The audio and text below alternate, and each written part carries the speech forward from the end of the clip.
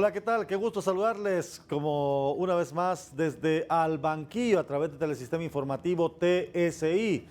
Recién se ha celebrado esta semana el Día Mundial de la Población y el Instituto Nacional de Estadísticas ha ha aportado a la comunidad, al país, importantes datos que son necesarios de conocer y, por supuesto, de analizar periodísticamente para tratar de desmenuzarlos un poco y poder entregarlos a la población en un lenguaje más sencillo. Hoy me acompaña casualmente el licenciado Eugenio Sosa, el doctor Eugenio Sosa, es sociólogo, investigador, catedrático universitario y actualmente es el director del Instituto Nacional de Estadísticas. Así que, doctor, qué gusto saludarle y gracias por aceptar esta invitación al banquillo. Gracias, Aldo, un enorme placer, un gusto estar contigo acá en este programa pues que tiene ya su recorrido, su audiencia, y es pues un placer poder conversar en torno a los trabajos que se hacen en el Instituto Nacional de Estadística, al Día Mundial de la Población, que ha sido un evento importante, y luego a todo el desafío que tiene el país de producir estadísticas, como decimos nosotros, oportunas, robustas, transparentes, y luego que sean útiles para trabajar, hacer política pública y los problemas nacionales, que al final de cuentas es lo más importante. Y a eso iba yo, bueno, y de hecho quiero hacer ese preámbulo antes de que podamos ver algunas estadísticas y algunas gráficas que son interesantes y que me han llamado la atención y lo hablábamos antes de la entrevista. Pareciera que al INE no se le ha dado por años o por décadas la importancia y el interés que como institución debe de tener, porque prácticamente los insumos que provee el INE, manejados de manera eficiente, permiten tomar buenas decisiones también a nivel estatal. Claro, porque tenemos un problema y es que nos falta construir y fortalecer una cultura de la estadística. Normalmente se tiene la idea, creo, a veces el mito, de que invertir en estudios estadísticos, en mantener los procesos actualizados, es un gasto, pero en realidad es una inversión importante porque tomar decisiones sin evidencia, como se dice ahora de manera reiterada, sin sustento de la data, del dato, de lo estadístico, tiene serios problemas para proyectar políticas públicas, sobre todo en nuestro país, que las políticas públicas nuestras, al tener pocos recursos, casi siempre son focalizadas, no son estadísticas universales. Por ejemplo, estamos escuchando ahora todo el tema de la inversión que hará el gobierno, nuestra presidenta Xiomara Castro, focalizada en la red solidaria a la familia más pobre. Para eso necesita tener datos específicos de las familias en situación de pobreza. Hace poco estaba una discusión sobre cuánto costaría o cuesta el litro de leche entre lo que son ganaderos y lo que son los que la comercializan. Bueno, el Estado no es el responsable directo de fijar el precio, pero para poder mediar necesita tener estadísticas sobre quiénes son los productores de leche y sobre el consumo de la leche. Y luego doy un dato de entrada para que miremos el desfase que tenemos también como país. Desde 1993, Aldo y audiencia, no tenemos un censo agropecuario. Eso quiere decir que si usted pregunta cuánta cantidad de tierra ahorita está destinada a producción de maíz, que se habla de seguridad alimentaria, de frijoles, de palma africana, de ganadería, los datos que se va a ir a ver son los de 1993 o en todo caso una muestra de las encuestas que se hicieron en el gobierno del expresidente Zelaya en 2008 o 2004. Pero el tiempo ya está un poco distante. Entonces necesitamos datos totalmente oportunos, confiables también, para poder tomar decisiones. ¿Dónde hacer escuelas? Decimos, no se han hecho escuelas. Correcto. ¿Dónde hay que hacer escuelas? ¿Cuáles son las prioridades? ¿O cuántas hay por departamento? ¿Cuántas hay por departamento? ¿No? Entonces, ¿dónde están los departamentos y los municipios con población en mayor de edad escolar? Son preguntas que nos podemos hacer y que están vinculadas directamente a política educativa. Igual podríamos hacer preguntas relacionadas con política de salud. Y así, de todas las áreas del quehacer gubernamental y del quehacer del mundo privado, que también necesita estadísticas, y del sector de toda la sociedad en general. No, y de hecho por eso le consultaba, porque bueno, los que hacemos investigación académica y nos toca, tenemos que basarnos en evidencia, y esa evidencia generalmente tiene que ser evidencia oficial, no podemos agarrar una cifra de cualquier lado. Pero cuando usted se encuentra en una institución o se encuentra con estadísticas que, como bien usted decía, están desfasadas, es complejo actualizar o tomar decisiones o evaluar algunas temáticas.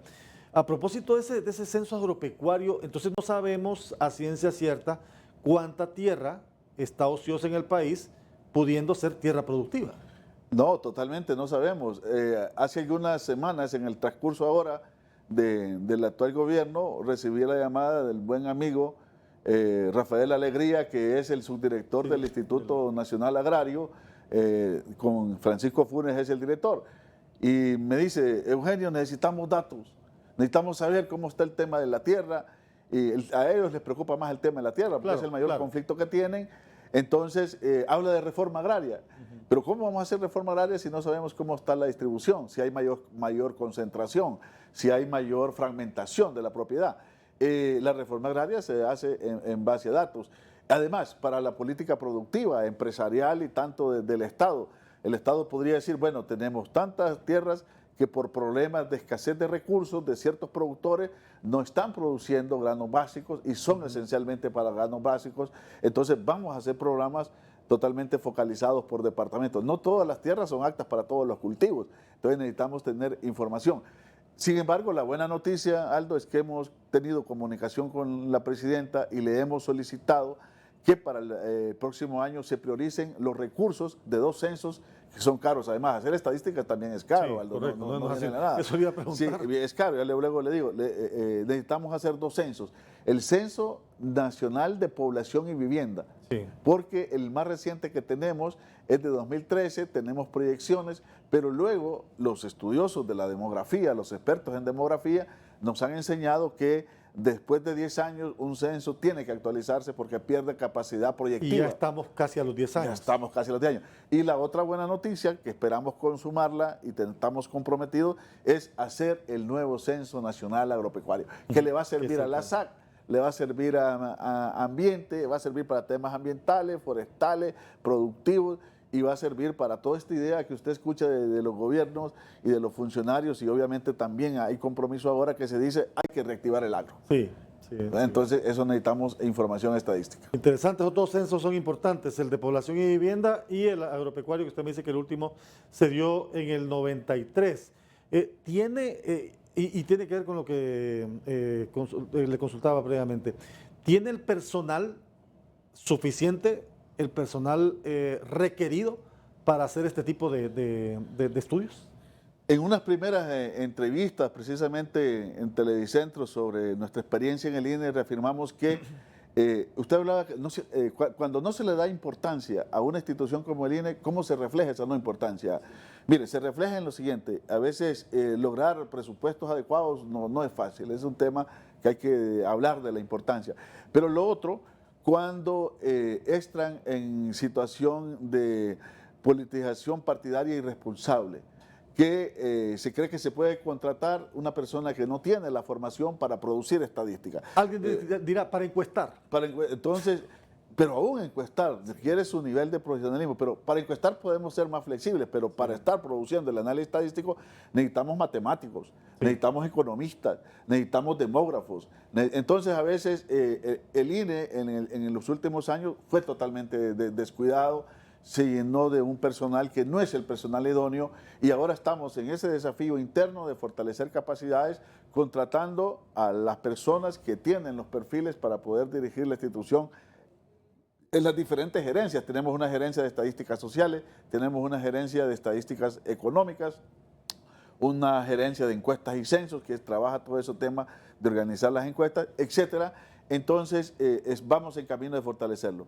Entonces, en este momento, ese es uno de los desafíos, necesitamos llegar a una mayor capacidad de fortalecimiento y que sea una institución no supernumeraria en términos de cantidad de personas, que tenga a nivel de especialización el personal necesario y adecuado. Sí. Y que para tareas que se hacen coyunturales, un censo usted no lo hace todos los años, un censo se hace en un tiempo específico de manera masiva, para eso hace contratación masiva y la prepara, pero no la tiene que tener de manera permanente en la institución.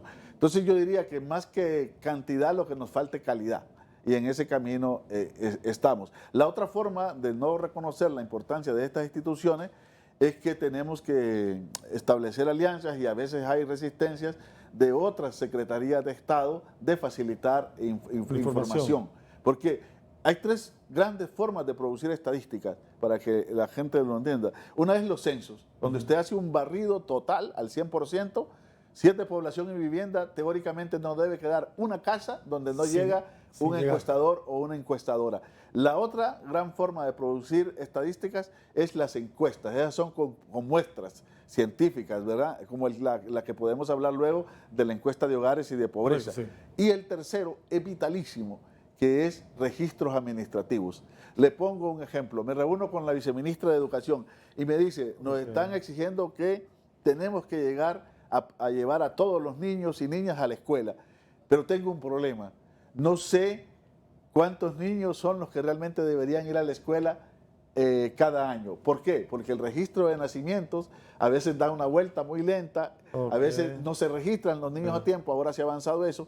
¿Y qué es lo que hay que hacer ahí? Crear un sistema automatizado donde el médico que hace el parto inmediatamente se vaya a una computadora, ingrese el parto, las características, niña, niño, múltiple o no múltiple, y lo dispare bajo un sistema al Registro Nacional de las Personas conectado y al Instituto Nacional de Estadística, a tal grado que nosotros podríamos saber de manera certera cuántos somos hondureños y hondureñas hoy, cuántos, si murieron tantos en el año, los quitamos, pero nacieron tantos. El dato. Nacen más o menos unos 200,000 cada año hondureños y hondureñas. Eso es lo que producimos. 200,000 al año. Sí. Estamos hablando de que poco más de 20, casi 20,000 menos de 20,000 al mes. Sí, y luego, pero hay una defunción.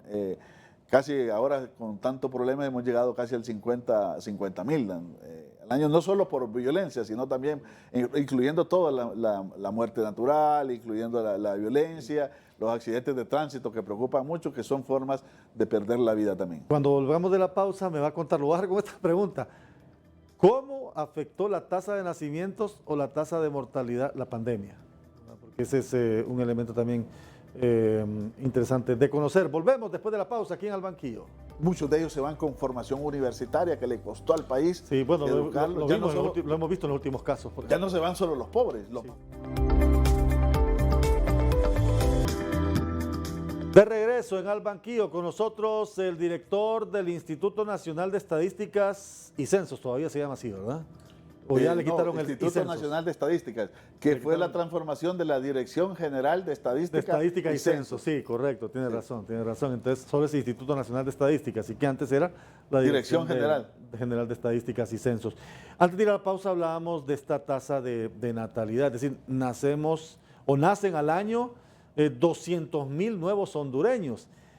Pero usted me decía que ha bajado la tasa de... Sí, pero como crecimos, el problema es que nosotros, algo muy importante para entender esto, Aldo, es que estamos en Honduras en un concepto que se llama en plena transición demográfica. La sociedad demográficamente está cambiando de manera significativa. Tres grandes indicadores del cambio de la transición demográfica. Número uno, el crecimiento de la población. Sí. Recuerde que probablemente cuando usted y yo estábamos en la escuela todavía hablamos de que los hondureños éramos 4 millones. 4 millones. Hoy somos... 2001 éramos 6.5, sí. Ahora somos más o menos 9.5 y fracción. Sí, ahí lo tenemos, 9.5 y fracción. 9.5 y fracción. Entonces, la tasa de natalidad ha bajado, pero como somos más hondureños, entonces esto compensa y la capacidad de crecimiento de la población todavía es grande. Fíjese que una de las exposiciones que tuvimos en el foro, un experto en tema urbano nos demostraba que el gran crecimiento poblacional de países como Honduras no es porque de las ciudades, no es porque venga gente del campo a la ciudad. Que llena. En este momento el mayor crecimiento se da de los que ya vivimos acá y que realmente nacen hondureños y hondureñas en estas ciudades. Pero volviendo al tema, entonces ya como somos 9.5 comparado como cuando era 5 millones, entonces aunque haya bajado, eso cambió radicalmente. Los años 70, que es el creo que está en la gráfica, era más o menos 4, 5, casi llegaba a 6, a veces 5 por cada mujer. Eso ha bajado ahora a 2.4, 2.1, ha bajado de manera significativa. Sí, Ahora, si hijos por usted mujer. retrocede un poco, a los 60, 50, nosotros tuvimos una tasa de natalidad de 8. De 8. De hecho, si usted va al campo, hay familias, los que venimos, por ejemplo, de tierra adentro y que tenemos una edad arriba de los 50 años, etcétera, o no digamos de 60, normalmente nuestras familias eran familias extensas, numerosas. Porque ¿por qué? Porque había un concepto campesino, Sí, en el sentido de que el hijo familias de venía 8, a 9. aportar. Bueno, nosotros al venimos de trabajo. familias grandes, pero Sí, venimos de familias venimos de grandes. familia que veníamos a aportar al trabajo del campo. Entonces, a los familias campesinas les gustaba tener familias numerosas y en mucho tenía que ver con la fuerza laboral también que obtenía la mamá, quién iba a ayudar a la mamá o el hijo varón al papá. Entonces, por eso tenemos este tipo de datos. Ahora, esto nos lleva a un concepto importantísimo, que tener estas altas tasas de natalidad nos lleva a algo que es positivo, que es el famoso bono demográfico. ¿Qué significa el bono demográfico? Significa que nuestra población hondureña en promedio es extremadamente joven. Nosotros tenemos 24 años de promedio de edad como sociedad. ¿Ese es nuestro promedio de Ese es edad? nuestro ¿24 promedio. años? Somos una sociedad extremadamente joven. Bastante joven. Si nosotros agarramos el hondureño que está naciendo hoy con todo el más adulto que puede tener 100 tantos años, sumamos y hacemos el promedio, todos teníamos, la sociedad hondureña tiene 24. un promedio de su población de 24. Y si usted junta la edad de 15 años a 64 años, que es la edad plenamente productiva, el 64% están en la edad entre 15 y 64, plenamente productiva. Entonces, si decimos que la sociedad, el principal activo es la gente, nuestra gente, entonces quiere decir que deberíamos tener todas las posibilidades de prepararlos en términos educativos y de ser una sociedad altamente productiva en la economía. Pero como las opciones, el país se ha atrofiado, entonces parte de este bono demográfico se va. En los últimos 10 años se está estimando que se fue casi 1.700.000, intentó irse, ¿verdad?, del país. Unos entraron, otros regresaron, otros no. Y se van a Estados Unidos, a España, y perdemos este talento humano, esta fuga de cerebro.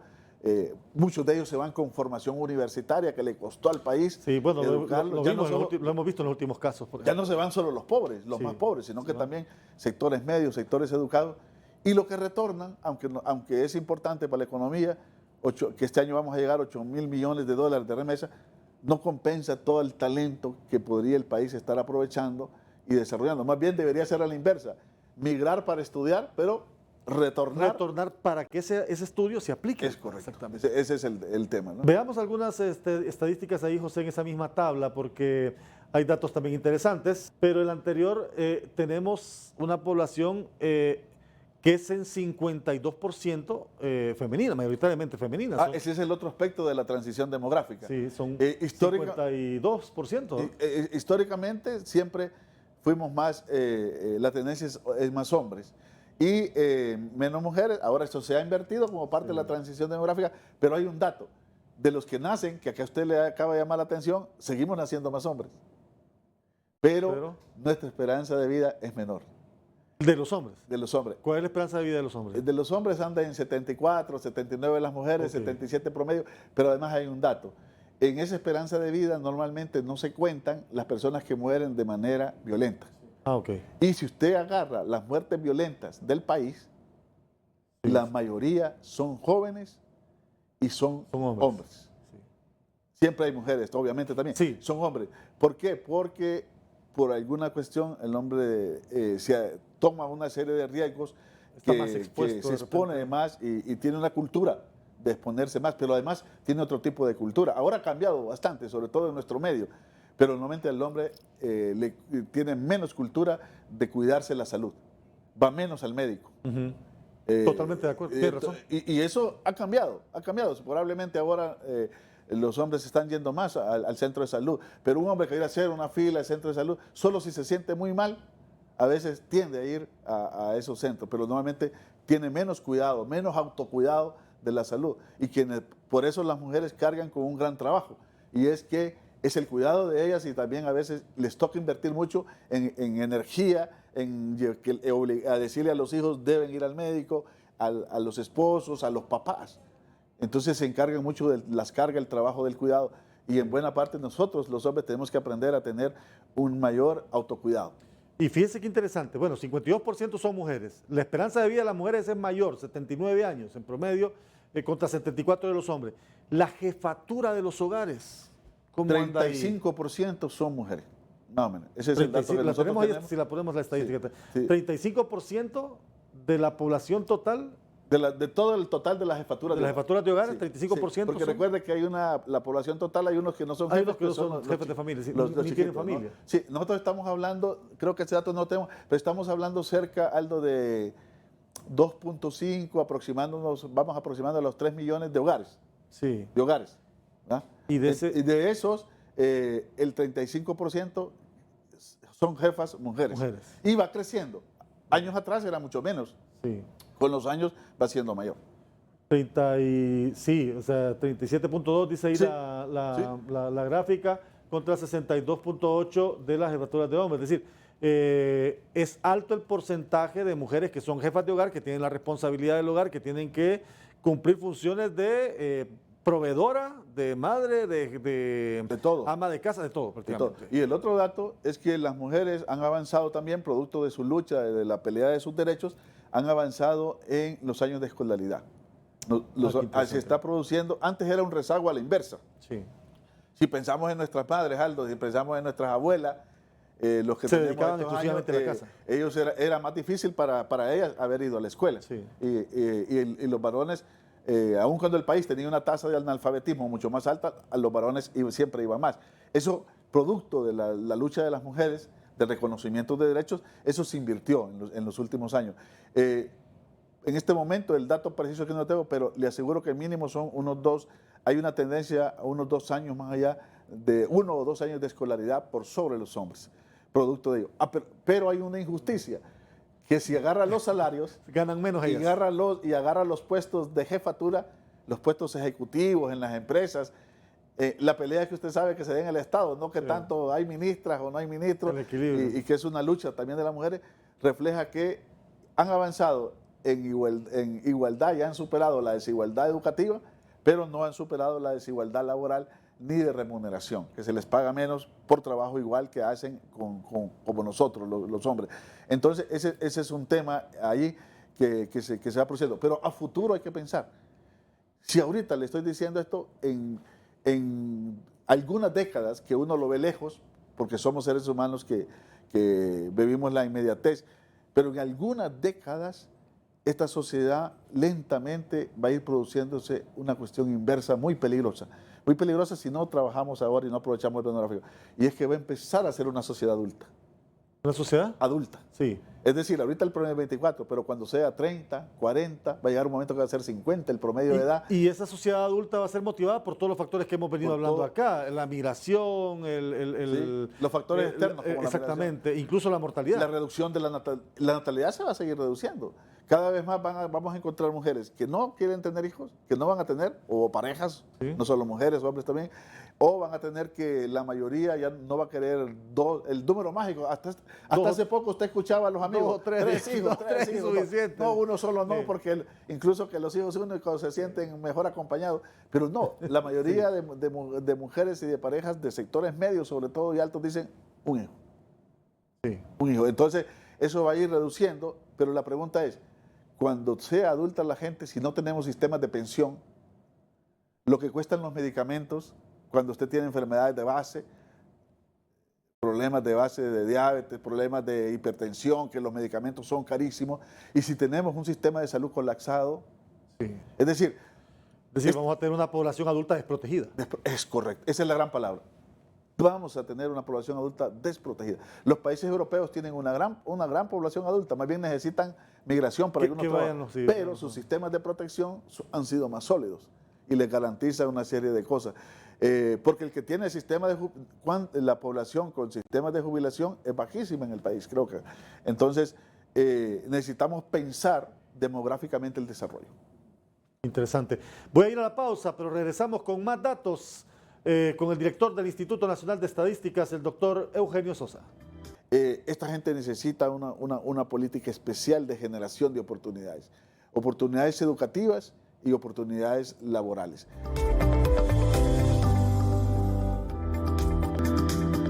Con nosotros en Al Banquillo el doctor Eugenio Sosa, catedrático universitario, investigador, director actualmente del Instituto Nacional de Estadísticas. Se nos quedó del bloque anterior, ¿en qué medida la pandemia afectó o incidió en algunas estadísticas? Bueno, en las estadísticas hay unas estadísticas que se llevan al INE que se llama hechos vitales, ¿verdad? Hechos vitales significa donde se registran nacimientos, defunciones, obviamente divorcios y también casamientos o bodas, que son los hechos como eventos que los seres humanos atravesamos a veces o podemos atravesar en nuestras vidas. Pues hubo una tendencia, probablemente no exagerada, y justo va a ser un estudio que estamos preparando nosotros, de que en el 2021 se supone que falta registrarlo y comprobarlo, van a haber más nacimientos. 2021, por el confinamiento. Parece que el confinamiento sí. del 2020 va a tener un impacto en los nacimientos del 2021. Como que al tener las parejas ahí... La televisión no funcionó ahí. Había que irse muy temprano así a descansar, ¿no? Entonces, ese es unos hechos. Y lo otro, evidentemente, que usted sabe que hay discusión entre los datos oficiales que produjo el Estado, el gobierno, y lo que pusieron las funerarias, ¿no? Sí, que están hablando, las funerarias están hablando de casi más de 20,000 defunciones. Oficialmente, el Estado creo que ahorita reconocía hasta hace poco 12,000. Es decir, si hablamos de que 50,000 mueren cada año, pero en los años de pandemia, sobre todo el 2020 y probablemente el 2021, a pesar de que los homicidios teóricamente redujeron, probablemente las muertes se dispararon. Pero además la pandemia nos dijo otra cosa, y es que dificultó producir estadísticas más finas, más robustas y más detalladas. En un estudio mundial que hay, son pocos los países que lograron mantener la producción de estadística y a buen nivel, y otras que produjeron información como defunciones por pandemia, a veces no siempre diferenciados. No entregaron estadísticas, bueno, tantas mujeres, tantos hombres, tantos niños, tantos... Entonces no hay una claridad, solo tenemos el dato de varios países, solo tenemos el dato global. Pandemia produjo 12,000, 15,000, 20,000 defunciones, fallecimientos, muertes, pero esa diferenciación es importante para las políticas, porque qué tipo de medicamentos traer, los tipos de vacunas, sabemos que no es lo mismo la vacuna infantil que la vacuna para adultos, entonces es importante para las políticas de salud. Redujo la migración, contuvo la migración, sí, es otro efecto, porque el confinamiento y la frontera cerrada contuvo la migración.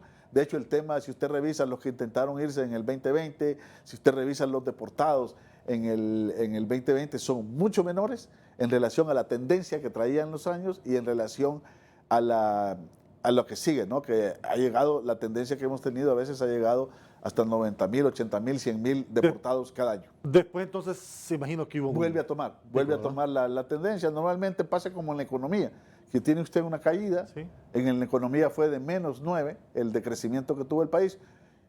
Honduras es una economía que no crece de manera sostenida, sí. Se mantiene 4%, entonces vuelve a ese nivel de estabilización. El problema es que recuperar eso siempre tiene mucho esfuerzo, mucho trabajo, y no cabe duda que impactan en la educación. En nuestro promedio, ahorita, hasta 2019, en escolaridad en Honduras, andaba en 6 puntos y fracción. Se supone que bajamos al menos un año de promedio de escolaridad real, por producto del cierre de las escuelas, el cierre... la falta de acceso al Internet también. Falta de acceso al Internet. Porque lo otro que nos dicen las estadísticas, y tal vez un poco para cerrar esta parte aquí, lo otro que dicen las estadísticas es que nos ayuda a comprender las desigualdades y a tener conciencia de las desigualdades. Es decir, las estadísticas en un primer momento lanzan promedios, y está bien, pero luego tienen que decirnos ¿Y qué pasa? ¿Cuál es la esperanza de vida si lo vemos por los que ganan menos, con los que ganan más? Si lo vemos por ciudad, los que tienen acceso a un hospital escuela, con los que están en la Mosquitia, que tienen que bajar hasta Tegucigalpa, San Pedro Sula, Ceiba. O simplemente no tienen acceso al simplemente. Usted sabe que hay cantidad de situaciones de enfermedades que o se atienden en el momento o son fatales en términos de desenlace de los problemas de la vida y de la salud. Entonces, las estadísticas nos deben llevar a tomar conciencia, a ver las cosas por género, por edad, también por territorio, porque normalmente hay desigualdades etarias, hay desigualdades de género, hay desigualdades también territoriales, y no es lo mismo, nuestro territorio también tiene grandes diferencias. Son realidades distintas. Usted mencionó un dato, y quiero que lo pongamos, el de los ninis, pero porque es una esperanza que tengamos una población joven. Es decir, a cualquier país le llenaría de esperanza tener una población joven como la de Honduras, 24 años, ya lo había hablado usted, hay países que más bien quieren que los jóvenes lleguen para trabajar. Sí, recuerde que hay países que tienen política de natalidad, incentivo para la natalidad. Ahora, la pregunta es, ¿qué está pasando con estos muchachos? ¿Cuál es la realidad de estos muchachos? Mire, hay una realidad, niñez y juventud tienen que tener políticas muy especiales. Si nosotros queremos recuperar la economía, recuperar una serie de aspectos, porque hay un sector de juventud que no está en la escuela y tampoco está con una opción laboral. Estamos hablando casi del millón, ¿verdad? Estamos hablando cercano al millón. De 12 a 30 años. De 12 a 30 años, en plena, como dicen en nuestros pueblos, en plena flor de la juventud, ¿verdad? 12 a 30 años, entrando a la adolescencia y luego la plena juventud, y luego, entonces, y la mayoría, en una buena parte, son mujeres. Sí. Probablemente, un dato que hay que ponerle atención es que probablemente estas niñas, algunas al estar sin estas dos opciones, normalmente son más proclives a quedarse a embarazos adolescentes sí. O a estar en la casa, producto de ser víctimas también a veces de otro tipo de abusos. Esta gente necesita una política especial de generación de oportunidades. Oportunidades educativas y oportunidades laborales. La oportunidad educativa, que es toda la parte en que pasamos nosotros estudiando, preparándonos, se espera que luego decante en nuevas opciones laborales. Hace años atrás, décadas, cuando alguien terminaba secundaria, casi tenía certeza que iba a tener un trabajo remunerado casi para toda la vida. O cuando alguien terminaba la universidad, casi era la certeza que iba a tener trabajo asegurado. Hoy en día, en la medida que también se masificó la universidad, hoy en día hay cantidad de jóvenes que salen, pero además que salen con mucha precariedad. Para un dato de esta población que está en la plena edad productiva y que estos jóvenes están allí, aunque no tengan la opción, necesitan entrar. Nosotros tenemos por lo menos 2.5 millones de nuestra fuerza, de nuestra gente en edad de trabajar o en nuestra fuerza laboral que no tienen un trabajo completo, que están en un subempleo. Okay. 2.5 millones. 2.5 millones. Sí. Es decir, ¿qué significa? Dos posibles fenómenos. Uno, puede significar que la gente le den trabajo ocasionalmente, no es permanente. Entonces sus ingresos son muy limitados. O dos, puede hacer que trabaje bastante, pero que su salario... Por lo mínimo. Por lo mínimo. Por menos de lo mínimo. Por menos del mínimo que tiene establecido la sociedad. Ese es el otro fenómeno. Y tenemos casi 400.000 personas en plena edad de fuerza laboral que están totalmente desempleadas. ¿Y la tasa de empleo actualmente es de...?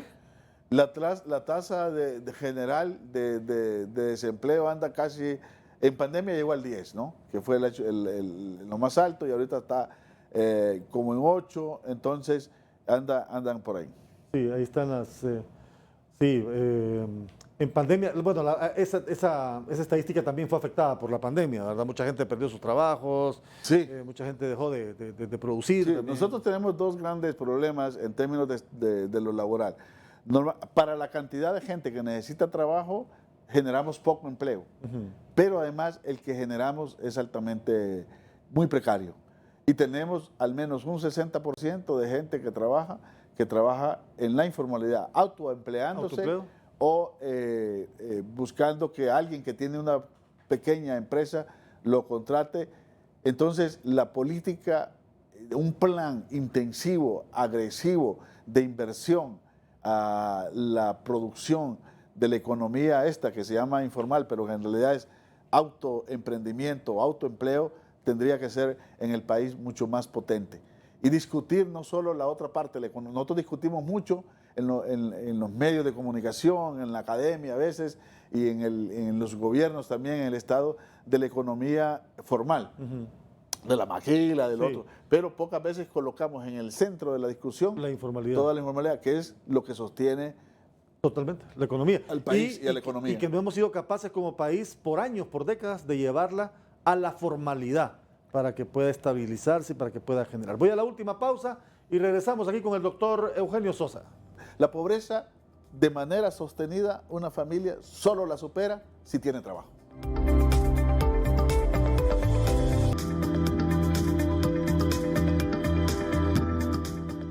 Un enriquecedor diálogo sostenemos con el director del Instituto Nacional de Estadísticas, el doctor Eugenio Sosa. Nos vamos a quedar con las ganas de saber más, ¿no? Nos vamos a quedar con las ganas de saber más porque el tiempo lamentablemente no nos da para ampliar tanto, pero le prometo que desde el noticiero y desde otros espacios podemos seguir ampliando sobre esto. La tasa de pobreza, el porcentaje de pobreza me sorprendió, 73%, ¿verdad? Pobreza, y de ese 73%, 53% en pobreza extrema. Sí, y incluso con una décima adelante que Sí, se aproxima a 74 y se aproxima a 54. O sea, tenemos esos niveles de pobreza de los más altos en toda la serie histórica de lo que es el siglo XXI, de lo que va el siglo XXI por lo menos. Ahora, es importante para ser analíticamente responsable que el gran problema de la sociedad hondureña es la persistencia de la pobreza. La incapacidad que hemos tenido como sociedad, ¿verdad? La incapacidad que hemos tenido desde el modelo económico y desde las políticas públicas de tener una reducción importante, pero además sostenible, que cada vez más vayamos reduciendo. Entonces hemos tenido una situación que se ha mantenido 61, 63, 65. El 2009 se logró bajar en el gobierno del presidente Laya a 58, pero luego con pandemia, ETA y OTA y la corrupción y toda la crisis política que tuvimos en los últimos años, se disparó y saltó lo de 60 y llegó hasta 74 casi, 73, un poquito más, y 53, 54. Ahora, ¿qué significa esto para Oscar? Lo que significa son las enormes dificultades de cubrir la canasta básica, de poder tener los ingresos para poder tener la cuestión alimenticia, básicamente. Y cuando hablamos de pobreza en situación extrema, lo que estamos diciendo es que esta persona en varios momentos, en varios días, tienen hambre.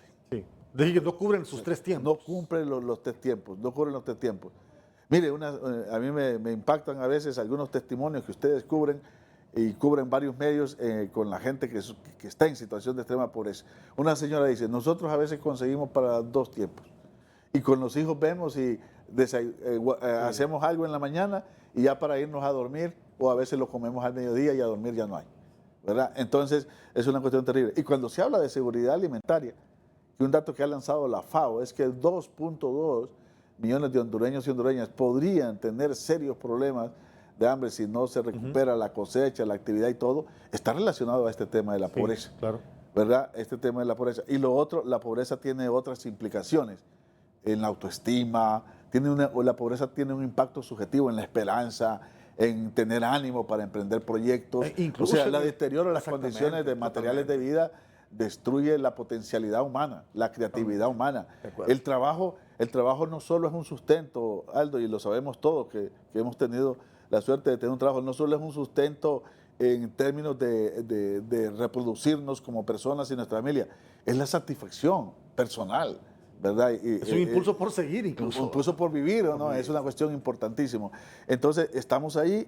Ahora, esta pobreza es persistente, hay que ver todo el trabajo que está haciendo, la focalización de lo social que se está haciendo en el gobierno que estamos colaborando con la presidenta Xiomara, con la Red Solidaria, con el bono tecnológico, cómo esto va a empezar a tener algún resultado positivo.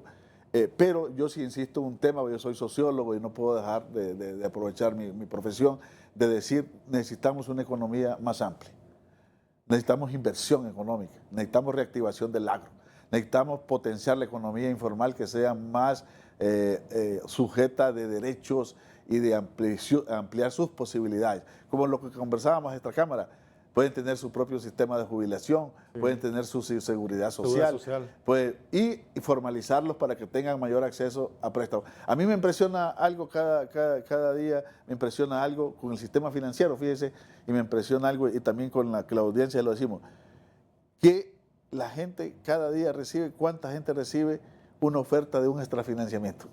Sí. ¿No? Para que usted compre un carro, para que compre un celular último modelo. Pero usted pregúntese cuántas llamadas recibe un pequeño productor ofreciéndole tan solo 100,000 lempiras para financiar su producción. Le aseguro que no. Es una queja permanente de ellos. Es una queja permanente. Entonces necesitamos un pacto de los gobiernos con el sistema financiero y llegar a un acuerdo. Su liquidez de capital es tanto. ¿Cuánto de eso van a invertir a la producción alimentaria? Capital para producción, no para consumo. Y luego, desde el Estado, movilizar préstamos y recursos para dar seguros. Porque si la cosecha fracasa, que no pierda la tierra el campesino, el productor, y el banco, porque el banco no va a regalar ese dinero. Entonces necesitamos reinventar la economía también para enfrentar el tema de la pobreza. La pobreza, de manera sostenida, una familia solo la supera si tiene trabajo. Es la única forma. Es la única forma de la generación. De ahí puede, un momento sí, obviamente. Los bonos ayudan, pero no solventan. Pero no, de manera sostenible como sociedad necesitamos que se genere trabajo digno, trabajo decente y permanente y sostenido. Quiero cerrar con el tema de la violencia, porque esto de la pobreza se ha derrochado una cantidad de dinero en estrategias de reducción de la pobreza. ¿Se acuerda usted? Que es increíble que sigamos en eso y que vamos incrementando y en nombre de la pobreza se hayan gastado miles y miles de millones de dólares. ¿Cómo estamos a nivel de estadísticas de violencia?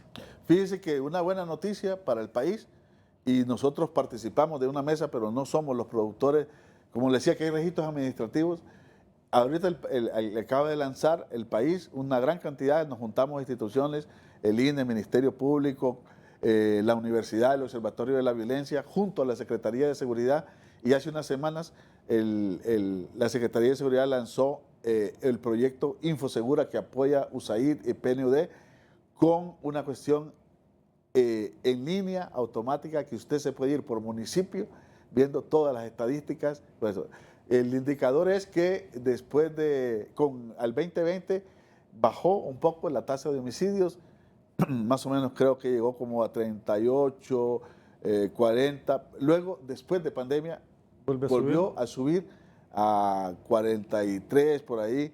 Y este año el dato del primer trimestre decía que hay la expectativa, si se hacen políticas, de reducir. Sin embargo, está preocupando mucho todo lo que ha pasado en las últimas semanas, las masacres múltiples y todo esto. Entonces habría que ver el nuevo trimestre, que me imagino que ya lo van a subir, cómo marca la tendencia. ¿A marzo cómo estábamos? Pero andamos más o menos en promedio 40, 43 homicidios por 100,000 habitantes, que es la tasa de medición. Si usted lo compara con 2011. Sí, no, de acuerdo, pero aún así 40 y fracción en términos de promedio anual, perdón, promedio mundial, y en términos de promedio de América Latina, y es una tasa altísima. Claro, si usted la compara con lo que teníamos allá, ahora 80 y fracción por cada 100,000 habitantes, dice uno, hemos reducido, pero aún así los promedios mundiales dicen que 40 y fracción es alto. Totalmente alto. Ahora, en términos sostenibles, la pobreza, primero no quiero dejar la idea que la pobreza es la que lleva a la violencia, pero no cabe duda que una sociedad con precarias condiciones genera descomposición social. Y esta descomposición social puede ser la vía de la violencia, de las bandas de extorsión, del narcomenudeo o de cualquier otro tipo de violencia, hasta la que le llaman cotidiana, común, que usted por un celular en la calle lo pueden parar y hasta perder la vida. La violencia se supera en profundidad con justicia. Justicia social, que significa lo laboral que hemos hablado, con justicia política, que haya respeto a la institucionalidad y construcción democrática, con justicia en los derechos y el mismo acceso a la justicia, ¿no? Que haya todo eso. Entonces, Honduras reclama un cambio importante. Esperemos que realmente estamos en una oportunidad de realmente empezar, como dice un economista por ahí que escribió un libro, empezar otro sendero diferente para bien de nuestra gente, de nuestro país, de nuestra nación. Decíamos ayer, en uno del evento que recientemente tuvimos, una sociedad donde realmente haya un espacio para que todos podamos caber, donde quepamos todos, donde no haya nadie que quiera irse, que se quiera ir por estudiar está bien, Sí, por disfrutar está bien, pero no que se quiera ir porque aquí no encuentra una forma digna de vivir. Sí, no que se quiere ir por huir. Yo le agradezco, ¿verdad?, que haya compartido estos datos con nosotros. Le prometo que voy a estar pendiente de esos nuevos informes también.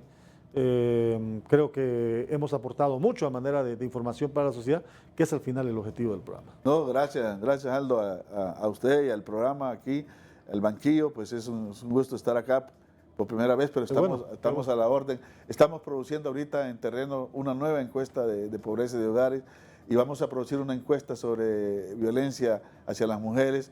Estamos produciendo una encuesta junto con Visión Mundial de Trabajo Infantil. Estamos produciendo una sobre migración este año, todas estas este año.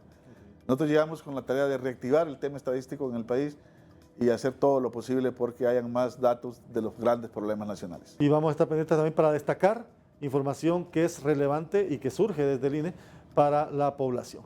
Gracias por su sintonía a esta edición de Al Banquillo, hoy con el doctor Eugenio Sosa. Hasta la próxima.